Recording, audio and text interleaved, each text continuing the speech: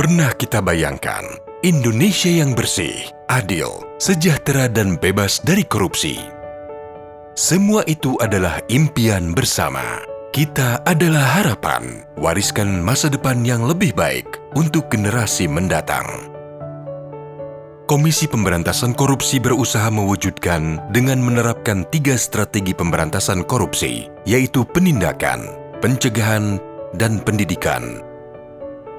Sebagai strategi jangka panjang, pendidikan dapat mengubah perilaku dan menghasilkan karakter bangsa yang berbudaya integritas melalui pendidikan anti korupsi.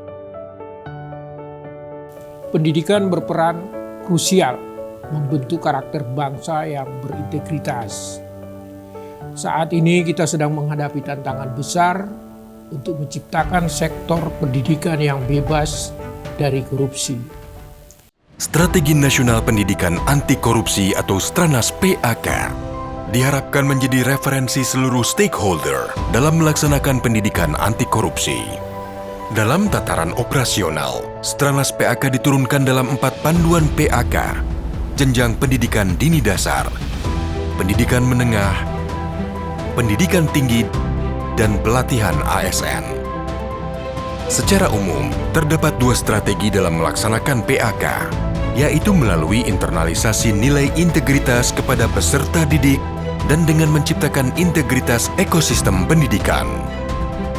Strategi pertama, internalisasi nilai kepada peserta didik, mendorong integritas menjadi suatu nilai yang dijadikan acuan, diyakini, dan menjadi nilai dasar yang memotivasi peserta didik dalam bersikap dan berperilaku sehari-hari. 10 nilai-nilai integritas yaitu jujur, disiplin, tanggung jawab, adil, berani, empati, gigih, mandiri, menghargai, dan dipercaya. Proses internalisasi nilai integritas kepada peserta didik memerlukan kerjasama berbagai pihak, sekolah, orang tua, dan lingkungan masyarakat. Kualitas proses internalisasi nilai sangat dipengaruhi oleh ekosistem yang terbentuk. Karena itu, perlu adanya strategi kedua, yaitu dengan menciptakan ekosistem pendidikan yang berintegritas.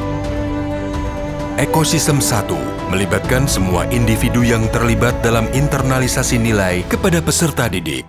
Diharapkan semua individu yang terlibat saling memberikan penguatan terhadap tegaknya nilai integritas dengan sikap kepemimpinan, upaya keteladanan, profesionalitas, dukungan, sikap inklusif, dan sikap resiliensi bagi kokohnya integritas di lingkungan satuan pendidikan.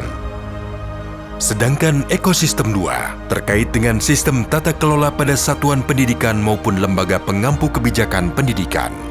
Manajemen pelayanan pendidikan juga harus zero tolerance terhadap praktik korupsi.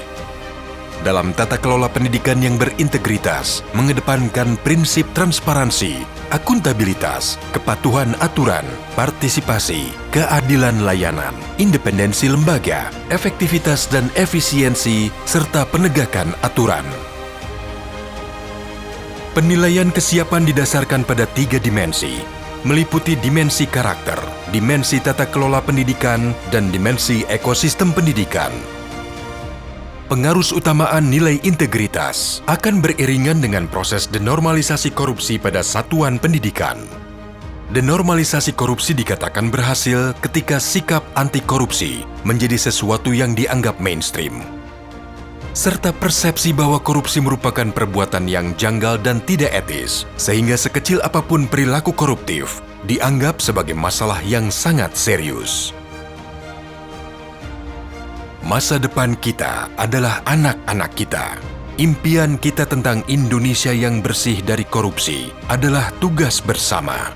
Dengan pendidikan anti korupsi, kita tidak hanya memerangi korupsi, kita juga membangun masa depan bangsa yang bersih, adil, sejahtera, dan berkelanjutan. Mari kita bersama-sama berkomitmen menuju Indonesia yang lebih baik dengan mewujudkan generasi anti korupsi.